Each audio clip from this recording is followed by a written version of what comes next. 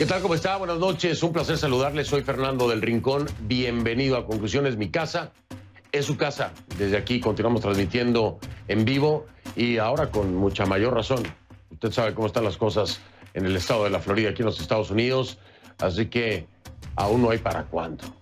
No, aún no hay para cuándo. Y bueno, la responsabilidad de cada uno de nosotros se asume de acuerdo a la ciencia. Bueno, no todos. Ojalá si fuera.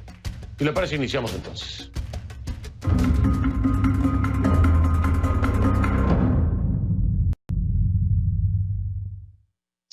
El coronavirus se propaga a diferentes velocidades, por supuesto, pero en toda nuestra región y sigue avanzando sin freno.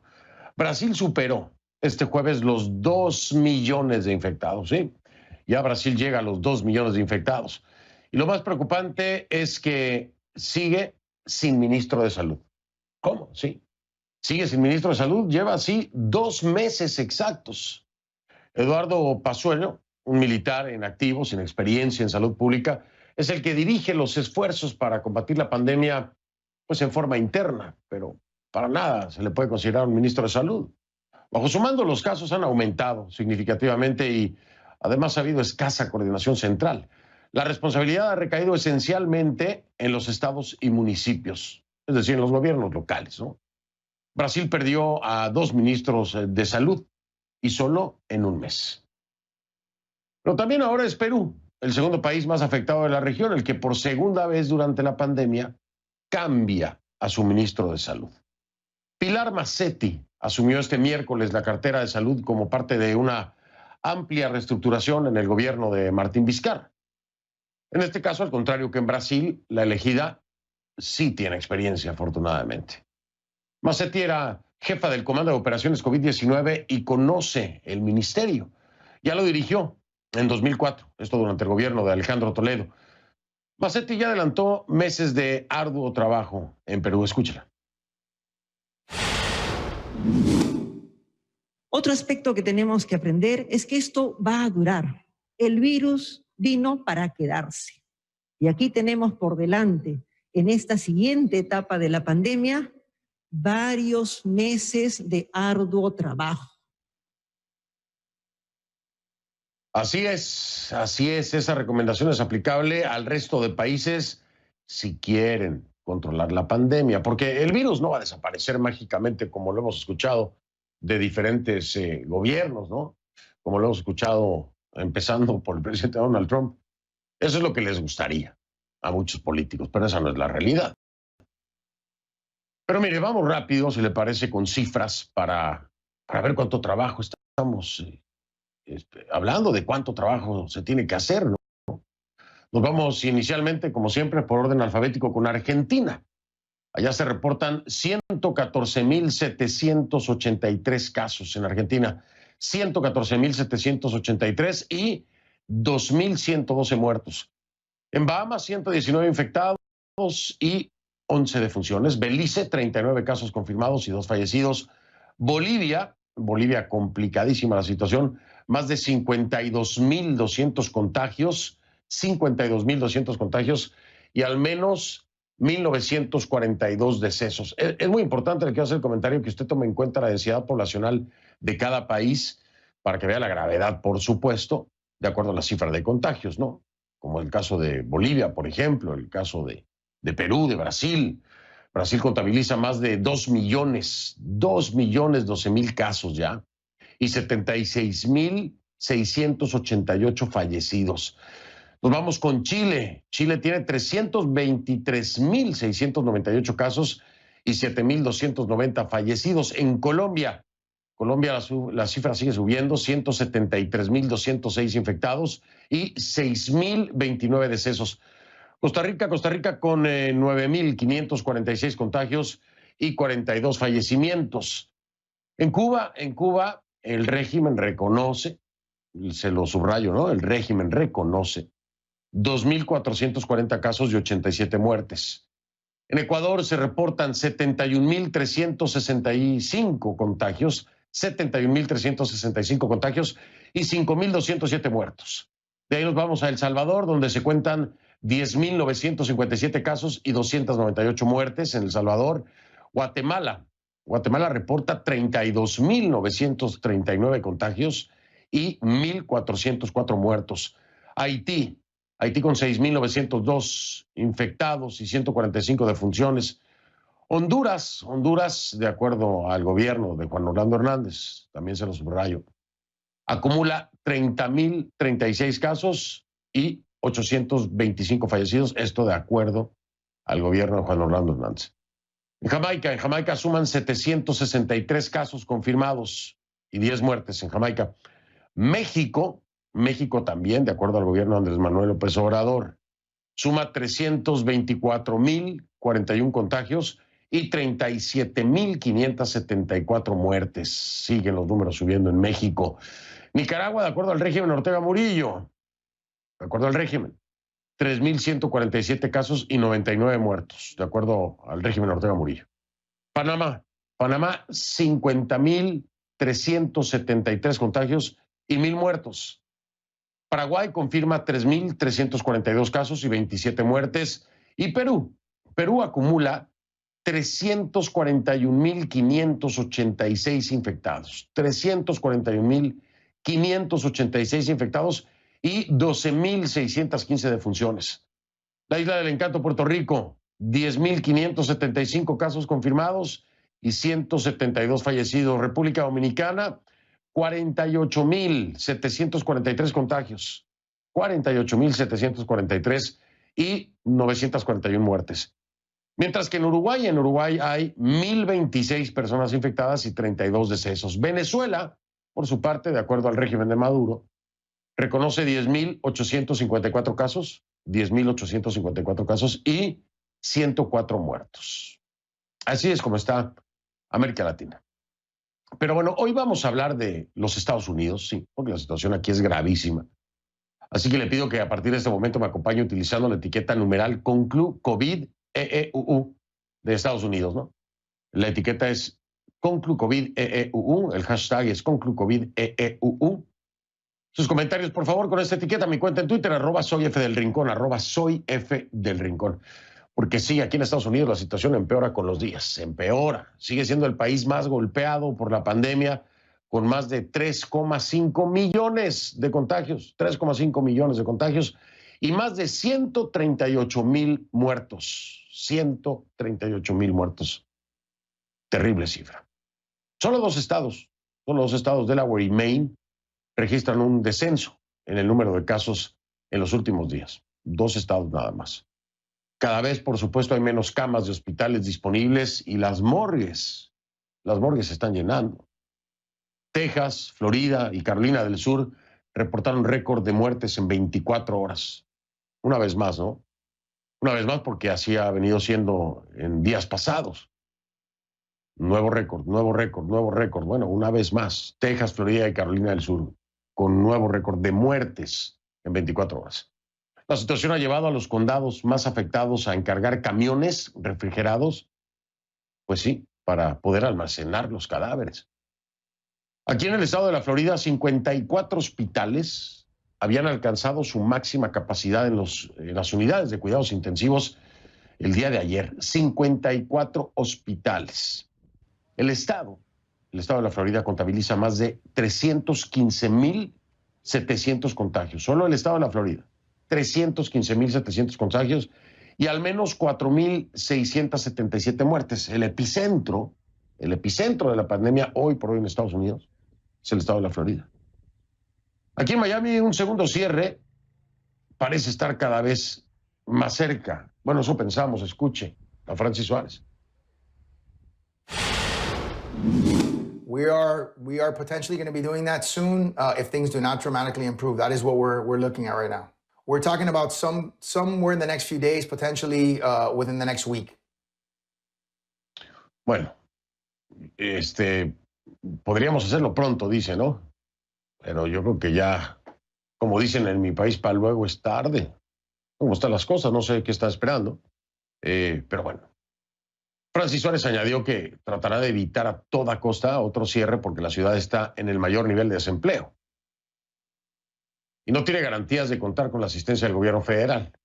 Esa es otra de las situaciones, ¿no?, que complica todo esto. Es que la respuesta de la administración Trump al coronavirus pues, se mantiene sin cambios. O sea, es decir, vamos empeorando todos los días, pero no se cambia nada. Bueno, sí se cambian algunas cosas, pero no necesariamente para bien, ¿no? O de acuerdo a una lógica científica. Seguimos viendo esa pelea, esa lucha irresponsable, porque lo es irresponsable, entre política y ciencia. La política es una cosa, la ciencia es otra. No se pueden mezclar. Y tampoco se puede tratar de imponer la política sobre la ciencia, que es lo que parece que ocurre en este país. Este miércoles el presidente Donald Trump habló por primera vez en un mes. Fíjese usted, en un mes. Había pasado ya un mes desde que Trump había hablado con el doctor Anthony Fauci, que es el epidemiólogo del país, la voz de la ciencia. En medio de estas cifras que le acabo de dar, imagínese una desconexión de un mes con el epidemiólogo que ha estado encargado de decirnos qué está pasando, qué se puede hacer, por dónde vamos, en fin, un mes sin hablar, hasta el día de ayer. ¿Por qué? Pues habrá que preguntarle a Trump. Es una voz importantísima, la más importante hoy por hoy, la de la ciencia. Una que Trump parece que no escucha, ¿no? Está más centrado en sus cálculos políticos, es evidente, ¿no? Ha estado muy ocupado Trump esta semana, pero desgraciadamente no con la pandemia, con frijoles. Sí, con frijoles. Ha estado ocupado con frijoles. Posó con frijoles negros. Habló de lo perfecto que le gusta su cabello. Usted vio la fotografía, ¿no?, de la que estoy hablando. No solamente con frijoles negros, con varios productos de Goya, ¿no? También habla de su cabello, lo perfecto que está su cabello. Participa en mesas redondas sobre la aplicación de la ley. Viajó a Georgia para discutir regulaciones destinadas a estimular proyectos de infraestructura. Cambió a su jefe de campaña. Pero ¿en qué tiempo entonces combate la pandemia? Claro, no tiene que ser el presidente el que combata la pandemia. No, pero sí el que debería estar informando a los estadounidenses, el que debería estarnos informando de cuáles son sus planes, qué medidas se van a tomar. Lo poco mucho que se ha escuchado de Trump en los últimos días ha sido el reabrir las escuelas y decirle a aquellos que no creen, no consideran que es el momento de hacerlo, que están equivocados y que están muy mal. Trump sigue sin contemplar una orden federal para el uso de mascarillas, ¿no? Y ya la usó, pero no contempla la orden federal para el uso de mascarillas. Mucho menos un nuevo cierre de la economía, no, ni pensarlo, ni pensarlo. No es una opción para Donald Trump, no es una opción para cerrar la economía, para frenar los contagios. Ni siquiera, y ojo, no le estoy diciendo que el tema de la economía no sea importante, es importantísimo, por supuesto que sí. Hay desempleo, hay muchas personas que desgraciadamente lo necesitan para vivir el día a día. Es un tema sumamente delicado, por supuesto que lo es. Pero cuando se habla de cierre de la economía, la gente generaliza, totaliza, ¿no? Es el cierre completo de todo. No, es que no es así.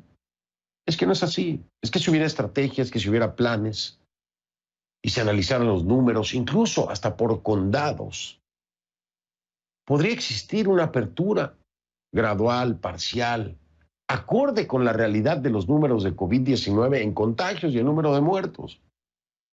Pero ni eso escuchamos. Entonces, no es que no se reabra la economía, no, sí, es que se reabra responsablemente. Ustedes no pueden pensar en reabrir en su totalidad una economía en un estado como la Florida en este momento, que es el centro de la pandemia. Es absurdo, es ilógico, es torpe, es irresponsable. Pero sí en otros lugares donde empiezan a bajar los números. Se podría considerar empezar a reabrir, por supuesto, pero nadie nos lo dice y nadie lo planea así, o al menos, si lo están planeando, no nos han comunicado. Trump insiste, ese ha sido su tema, le digo, en los últimos días, en que las escuelas reabran y que la ciencia, imagínese usted, por favor, que reabran las escuelas, que la ciencia no se meta, pero si todo esto es de ciencia, hombre. Escuche la vocera de la Casa Blanca. The president has said unmistakably that he wants schools to open. And I was just in the Oval talking to him about that. And when he says open, he means open and full, kids being able to attend each and every day at their school. The science should not stand in the way of this. Y ayer hablamos de eso aquí en este programa, ¿no? Finalmente, aquí los que deben tener la voz mandante y sonante son los padres. No un presidente, no un gobernador estatal, no un sistema de educación. Son los padres. Pues, los padres son los que se la van a jugar con sus hijos y no se sienten cómodos. Acuérdese usted de una cosa, que lo hablábamos ayer aquí con una experta. Lo que sabemos del coronavirus es a 6 meses. Es decir, todavía no acabamos de conocerlo. Todavía no. Se empiezan a descubrir diferentes cosas. ¿Qué garantía hay de que no habrá un descubrimiento que nos sorprenda terriblemente que tenga que ver con los niños? No hay garantías, por supuesto que no lo sé, pero han pasado 6 meses, no conocemos el virus. Bueno, si no tenemos una vacuna todavía, se está trabajando en eso. Hay mucho optimismo, afortunadamente, pero aún no se entiende las secuelas y los daños que causa el coronavirus. Hay gente que ha quedado, de acuerdo a informes médicos, con lesiones de por vida en diferentes órganos del cuerpo. No es juego, no solamente me enfermo de COVID, no me pasó nada, sobreviví y ya salí. No, desgraciadamente no es así. Hay gente que tiene secuelas y que serán secuelas de por vida por este COVID.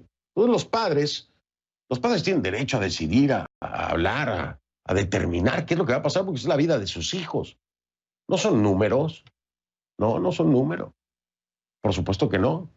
Según una encuesta de la Universidad Quinnipiac, solo el 30% de los votantes registrados, para que tenga usted una idea de cómo está la cosa, confía en la información que el presidente da sobre el coronavirus. Solamente el 30%. Afortunadamente, le digo yo, sin ningún problema se lo digo. Afortunadamente, solo el 30% de los votantes registrados confía en lo que dice Trump sobre el coronavirus. En cambio, y afortunadamente lo subrayo, el 65% confía en lo que dice Fauci. Bueno, por lo menos la ciencia sigue pesando más, pero grave, ¿no? Grave que haya un 30% que haga a un lado la ciencia. En Estados Unidos las polémicas, por supuesto, están a la orden del día. Ahora el Departamento de Salud y Servicios Humanos ordenó que los CDC restablecieran en su sitio web los datos de los hospitales. Estos datos habían sido retirados, ¿se acuerda? Te lo dije ayer, tras una orden de la administración Trump de enviar la información de los pacientes directamente a la Casa Blanca. Y le decíamos ayer, le decía, aquí puede haber un problema muy delicado de transparencia si solamente se va a estar manejando desde la administración. Bueno, ahora ya, los datos de nueva cuenta afortunadamente van al CDC, que para eso es que está el CDC, ¿no? Las grietas entre la ciencia y el gobierno se hacen más visibles cada día. Heridas en la confianza del público y en la comunicación que sin duda pudieran ser abusadas. ¿A qué me refiero con esto? Fíjese usted lo miserable que puede ser el ser humano. Miserable, porque no hay otro calificativo. Hackers rusos que están atacando organizaciones involucradas en el desarrollo de la vacuna para el coronavirus. Así o más miserable. La campaña maliciosa denunciada por funcionarios de seguridad de Estados Unidos, del Reino Unido y de Canadá estaría enfocada en objetivos gubernamentales, diplomáticos, sanitarios y energéticos. Aunque, bueno, por supuesto, desde el Kremlin niegan cualquier implicación. ¿Usted qué piensa? Pero qué bárbaro, ¿no? Llegar a este punto. Cuando se está buscando una cura y tratar de complicarla, que se siga muriendo la gente. ¿No? A río revuelto, ganancia de pescadores. Mucha gente miserable, lo hemos visto. A nivel mundial y a nivel regional. Aprovechándose y abusando de esta tragedia para hacer dinero. Para hacer dinero o para su beneficio. Así vamos a salir. Así vamos a salir, pero con los pies por delante. Tristemente. Voy a hacer una pausa. Al regresar vamos a hablar precisamente de esto. Estados Unidos, política contra ciencia. Trump contra Fauci. Me acompaña Ana Navarro. Al regresar, es estratega republicana y colaboradora de CNN. Esto se va a poner muy bueno, se lo digo de una vez. Ya ven.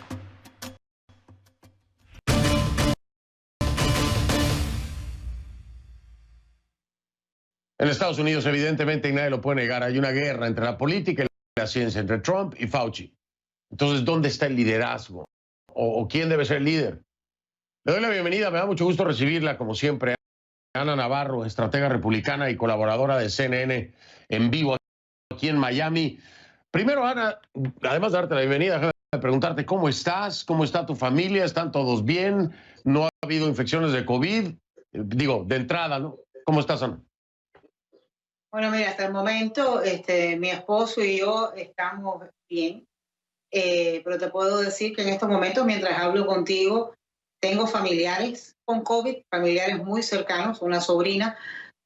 Alberto tiene familiares muy cercanos con COVID, tenemos amigos con COVID, tenemos amigos que han enterrado familiares con COVID. Y tú sabes, tú y yo vivimos en Miami, tú sabes cómo está la situación aquí.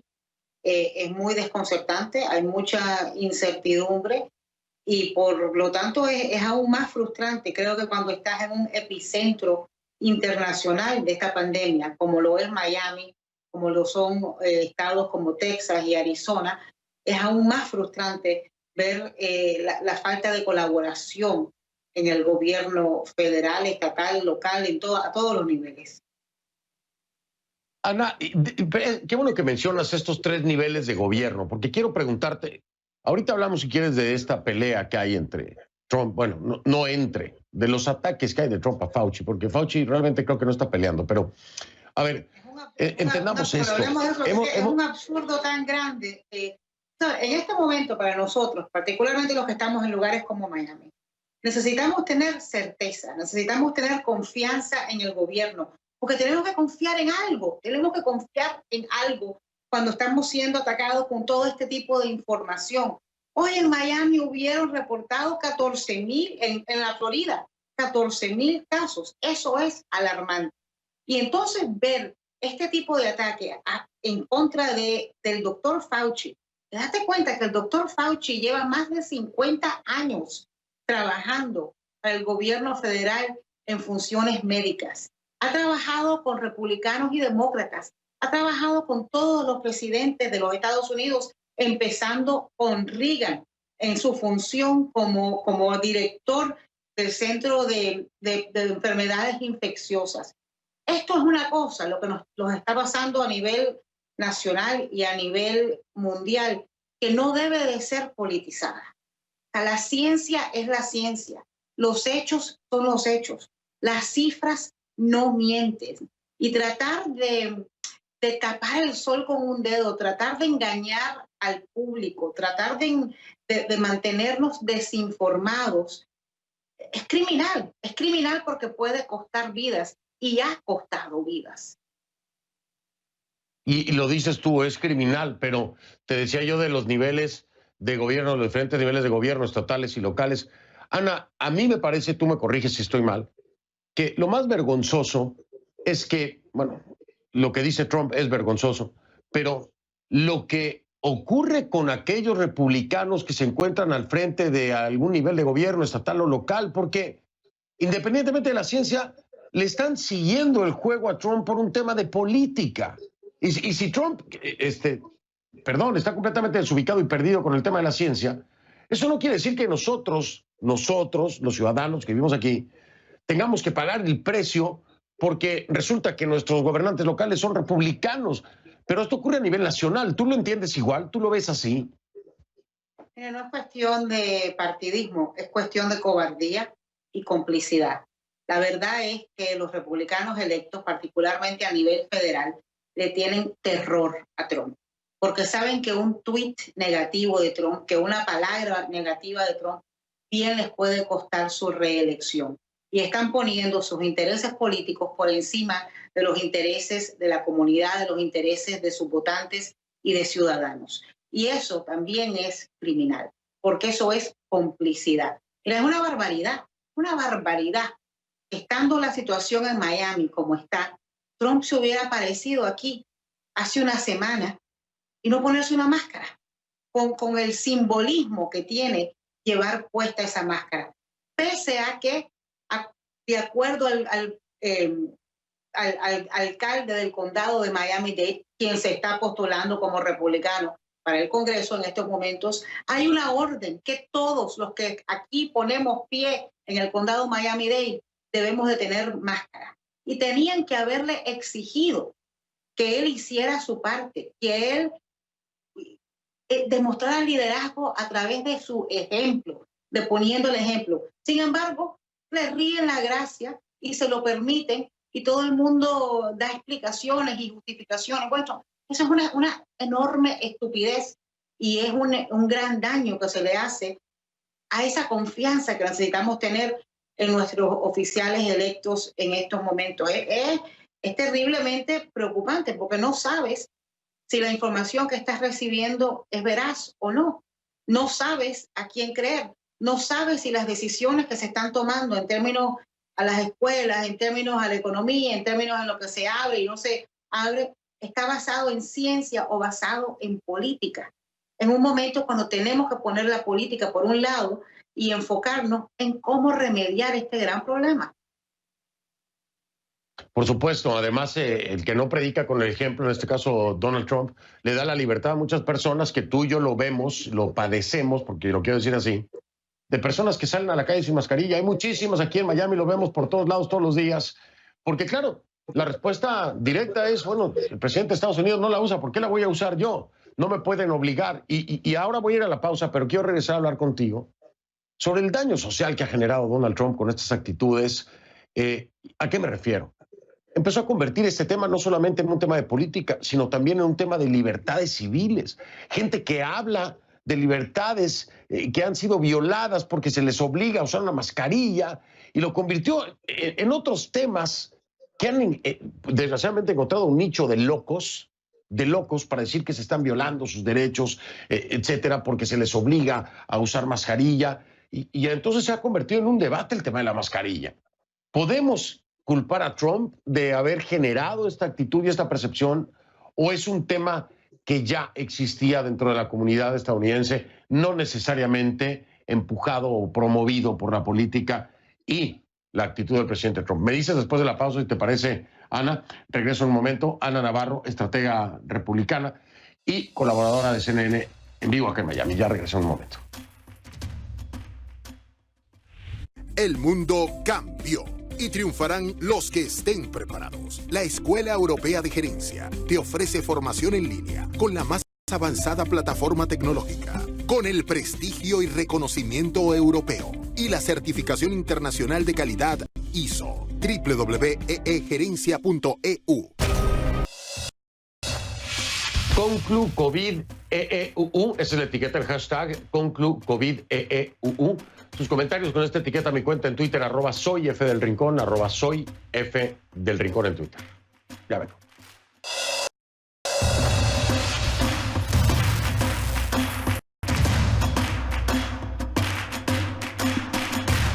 Estamos de regreso con Ana Navarro, estratega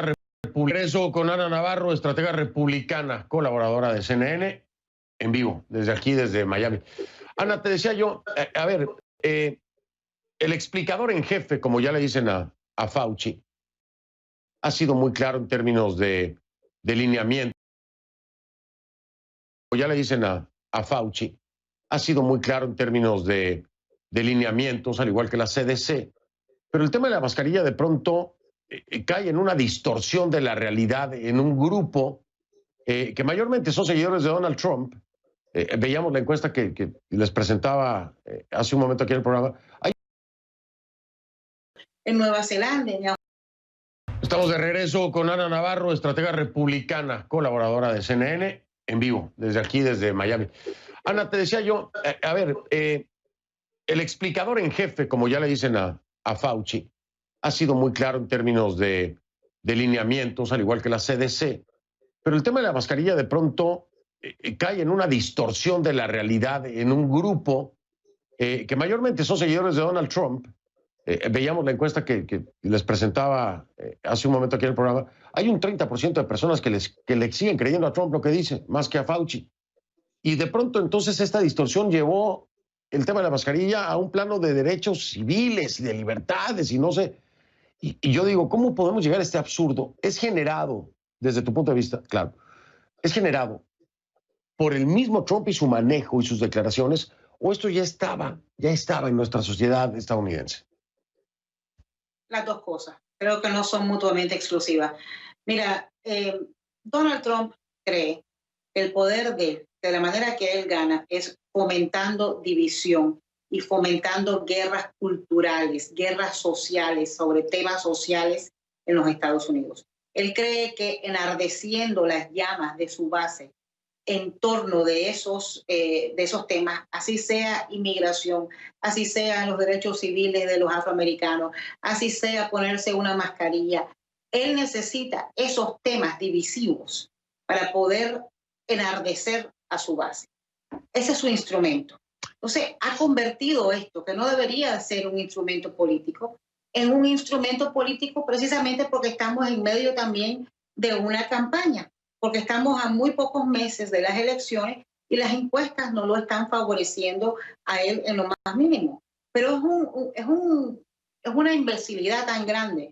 Y yo creo que particularmente personas que vinimos de países como yo, que vengo de Nicaragua, como mi marido que viene de Cuba, de países donde sí hay opresión y donde sí se machucan los derechos civiles y los derechos humanos, ver que están haciendo un paralelo entre tener que ponerse una máscara y el socialismo y el comunismo y las dictaduras es una imbecilidad. Pero esto ha sido una imbecilidad detrás de otra. Y es en parte porque vemos que hay países en Europa, hay países alrededor del mundo, en Nueva Zelanda, en Australia, donde han logrado prácticamente erradicar el coronavirus. Y sin embargo, aquí en los Estados Unidos estamos de rodillas. ¿Por qué? Porque tuvimos a un presidente que nos dijo que no nos preocupáramos, que este virus iba a desaparecer en el verano. ¿Te acuerdas cuando nos dijo que el calor y la humedad mataba el virus? Bueno, mira, el calor y la humedad está por matarnos a nosotros. Aquí se puede freír un huevo en cualquier acera en la Florida y estamos como estamos con este virus. ¿O te acuerdas cuando nos dijeron que esto no le afectaba a los niños? Bueno, te puedo decir que el Hospital del Niño aquí en la Florida en estos momentos, en Miami, a unas pocas cuadras de donde yo vivo, está lleno de niños con COVID. Entonces, ha sido toda una campaña de desinformación porque a Donald Trump lo ataca, lo aterra, pensar que la economía va a sufrir y que la economía va a sufrir enormemente 3 meses antes de sus elecciones. ¿Y cómo va a repercutir eso en él? Pero lo están juzgando, la mayoría de los americanos piensan que está mal manejando esta crisis. Pero Ana, aquí hay una línea muy delgada. Tú lo decías, lo dices muy bien, a mí me queda claro. La estrategia es la división, me queda clarísimo. Pero aquí no se trata nada más de división. O sea, estos manejos y estas declaraciones de Donald Trump están costando vidas. Es un acto criminal lo que se está cometiendo. El no llevar la batuta responsablemente para rescatar a los estadounidenses de esta pandemia va mucho más allá de una estrategia política. Aquí tiene que haber alguna forma de accountability por esto, es decir, de responsabilidad para esta administración, porque aquí el costo son vidas humanas, Ana, y creo que a muchos periodistas y a mucha gente le da miedo decirlo, pero hay que puntualizarlo. La irresponsabilidad de un presidente que hace las cosas que hace, que hemos estado repasando y que dice, las intenciones de un presidente que se enfoca en la economía están cobrando vidas. Nadie se lo dice en su cara y nadie lo trae. Es un tema de debate que está escondido bajo la mesa porque da miedo, Ana. Pero hay que decirlo así también. ¿Cuándo se va a empezar a hablar de esto a nivel nacional? No, mira, date cuenta que ayer, en medio de lo que es una pandemia, una crisis a niveles alarmantes en los Estados Unidos, el presidente Donald Trump estaba utilizando su plataforma presidencial para tuitear y poner fotos de él con frijoles negros. O sea, ¿cómo los ciudadanos, todos los ciudadanos, no deben de sentirse enfurecidos con la idea de que en vez de trabajar en remediar este problema, en vez de buscar cómo unir a los americanos detrás de una estrategia para poder erradicar esta pandemia, está actuando como un viejo baboso senil, posando para fotos con productos Goyas y convirtiendo a los frijoles negros en un punto divisivo y en un punto para enardecer a su base. Él todo lo ve desde esa perspectiva, pero esto es sumamente peligroso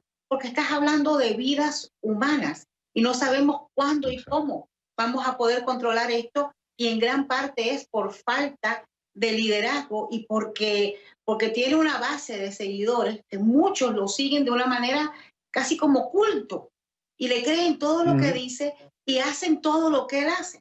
Entonces, si él no se pone la máscara, ellos no se ponen la máscara. Si él dice que es una debilidad ponerse una máscara y tener distancia social, ellos piensan eso y salen a la calle también en un estado con una agresividad que da pavor.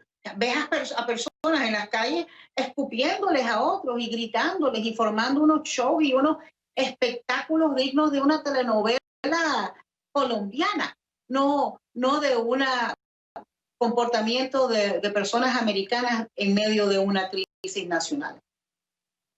Y no, lo que se ha visto, hay imágenes absurdas y declaraciones absurdas, y bueno, podríamos hacer una hora de todas las cosas absurdas que pasan aquí. Ana, te mando abrazo, manténgase a salvo. También es absurdo, que a mí me tiene, es absurdo que le estén echando la culpa a los latinos de esta pandemia, como lo acaba de hacer un senador republicano de Carolina del Norte, como lo hizo el mismo gobernador de este estado, que dicen que los latinos son los que no se ponen máscaras, que son los migrantes, los trabajadores migrantes, los que están llevando a semejante problema. Mira, si no fuera por las personas que están recogiendo esos vegetales, arriesgando su vida para recoger esos vegetales, para trabajar en esas fábricas de jamón, donde hemos visto problemas, aquí hubiera habido interrupción de comida. Aquí no ha habido interrupción de comida, aquí no se ha visto afectado la habilidad de los americanos de comer de su sistema, porque hay muchos latinos, muchos de ellos indocumentados, arriesgando su vida día a día para que hayan otros americanos que puedan estar metidos en su casa protegiendo sus vidas. Lo que tenemos es que agradecerles y tenemos que poner las condiciones, que crear las condiciones para que esas personas puedan hacer eso de una manera con seguridad a su salud. Sí, completamente de acuerdo contigo, Ana. Me tengo que ir, te mando abrazo, saluda mucho a Al, por favor, cuídense. ¿Estás bien tú? Aquí estamos lo mejor que podemos, Ana, te mando un abrazo, cuídense mucho, me saludas a Al, Gracias. buenas noches. Te lo saludo. Gracias. Bueno, pues ahí tuvo usted a Ana Navarro, estratega republicana y colaboradora de CNN en vivo acá desde Miami. Por supuesto, la pandemia no se detiene tampoco en la economía, es una realidad. Estadounidenses siguen perdiendo empleos. ¿Qué ejemplo está dando la familia Trump? Vamos a hablarlo con Gabriela Frías de Portafolio Global. Bien, estamos de vuelta. Por supuesto, el tema de la economía importantísimo, y para eso, ¿quién más que nuestra Gabriela Frías de Portafolio Global? Desde su casa, mi casa es su casa. Gaby, ¿cómo está usted? Buenas noches. Hola, muy buenas noches, qué gusto saludarte. Igualmente, mi querida Gaby, me tomé unos días ahí de descanso, pero todo en orden, todo en orden. Lo que no está en orden es el tema de los empleos acá en Estados Unidos, ¿no? ¿Qué análisis nos tienes tú? Pues mira, el análisis es marcando las fechas, Fernando, con el jueves. Normalmente son las solicitudes de subsidio por desempleo, las nuevas solicitudes, hay que subrayar que son los nuevos pedidos de pago de subsidio, y poner en el calendario las dos fechas importantes. El 21 de enero es cuando inicia toda esta pandemia en Estados Unidos, el primer caso. El 13 de marzo es cuando se decreta ya la emergencia nacional en Estados Unidos. Para hablar del colapso económico tenemos que hablar de la segunda fecha, mediados de marzo. Tenemos 4 meses de crisis, seguimos perdiendo trabajos, 1.300.000 personas pidieron por primera vez este subsidio por desempleo.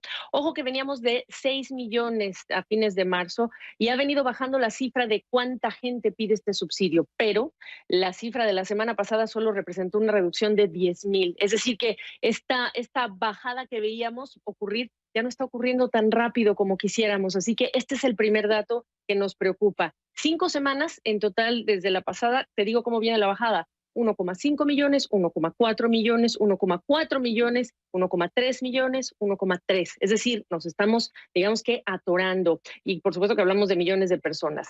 El total son más de 51 millones de personas, Fernando, las que han pedido este subsidio. Además está el drama de recibirlos o no en la Florida, en California, la tecnología, los cuellos de botella.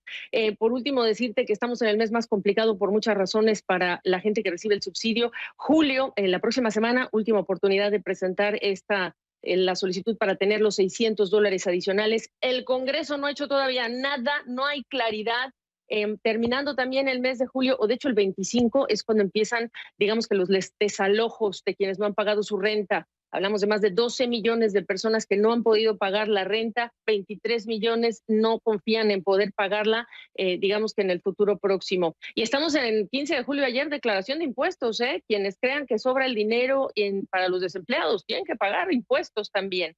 Y por último, decirte que en octubre acaba todo lo que es este beneficio para las empresas, el subsidio, pues, la ayuda, que no despidan. Así que cuando se acabe ese otro programa, si no hay otro puente adicional, aquí vamos a hablar de nuevas cifras de desempleo, Fernando. Yo espero que haya un puente adicional porque la situación evidentemente no es la mejor, sino que en algunos lugares como aquí ha empeorado terriblemente, ¿no?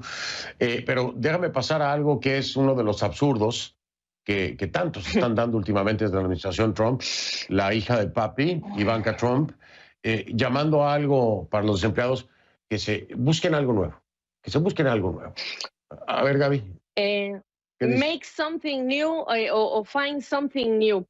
Tú me vas a decir que a los 50 millones de trabajadores les estás diciendo find something new. Ojo, el nombre, este es un lema de una campaña, es la frase de la campaña, es una campaña que tiene la Casa Blanca. Ivanka Trump es la nombrada, tú sabes, como asesora del presidente en todos estos temas de empleos y manufactura. Hay un sitio de internet que dice cuáles son las habilidades nuevas que se pueden aprender, pero aquí no estamos en una crisis de habilidades, aquí estamos en una crisis en la que la gente se tuvo que ir a su casa. ¿A qué desempleado le gusta que le digan que por su culpa perdió el empleo cuando mira cómo están las cosas? Así que hay muchas críticas por este programa, pero porque pues ella desde que salió de la universidad tiene a su papá, tiene la red de su papá, la empresa que creó tiene que ver con su papá, el trabajo que hoy tiene que ver con su papá. Entonces, las críticas pasan por lo desconectada o no que ella está.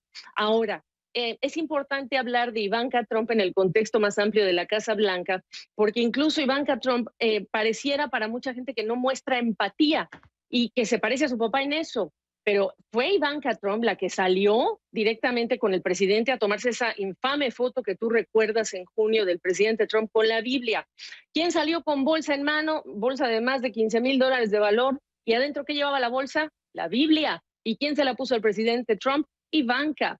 Y te digo más, nos ponemos a ver las fotografías de los últimos tiempos. Ivanka, la que promueve frijoles, pues estamos hablando de la empatía, pero no para los desempleados. Nada de lo que dijo durante la presentación de este website, Fernando, tenía que ver con los desempleados, los enfermos, los que han perdido ingresos, quienes tienen algún familiar o conocido fallecido. Nada de eso está presente ahí. Así que la empatía de Ivanka Trump pues es por esa Biblia en esa bolsa, y también quizá ella le pidió al presidente que en su escritorio pusiera el adobo, la leche de coco, los frijoles y todo lo que tiene que ver con la empatía para estos otros productos. Ay, Gabriela, ¿qué te puedo decir? Mira, es que el que tenga ojos que vea, ¿no? Hay mucha gente que no quiere aceptar estas cosas, pero además es una violación a ciertos códigos desde el interior de la Casa Blanca. Esto no lo podía haber hecho ni ella ni el papá. No se puede hacer, no se puede apoyar a una marca desde esa posición, desde la Casa Oval. O sea, no se puede, es ilegal, es un delito. Están pasando por códigos de ética. En fin, Gaby, nada, te mando un abrazo fuerte, siempre es un gusto verte y verte bien. Igualmente, Fernando, un abrazo. Bueno, mi querida Gaby Frías de Portafolio Global desde su casa allá en Atlanta. Voy a hacer una pausa y ya regreso un momento. Soy Fernando del Rincón, gracias por haberme acompañado. Si no lo vio en conclusiones, no lo vio, por supuesto. Si usted quiere, nos vemos mañana viernes, cerramos la semana juntos. Tenemos una cita, ¿le parece? Y allá en casa, por favor, cuídese. Por el amor de Dios, póngase la mascarilla. No para todo, sentido común. cuando salga y esté en lugares donde hay gente, pónganse la mascarilla y ya, así nomás. ¿Ok? Luego mañana, gracias.